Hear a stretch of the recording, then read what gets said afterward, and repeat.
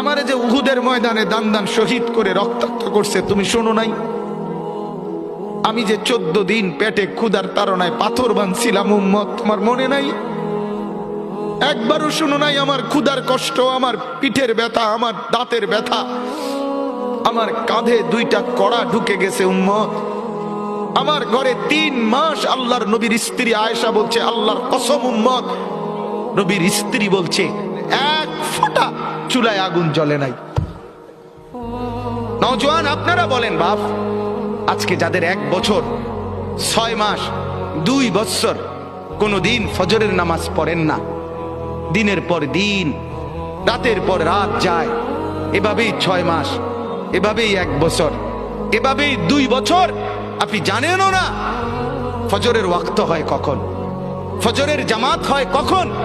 মেরে মুহতারাম, আমার ভাই, আমার বন্ধু, বলো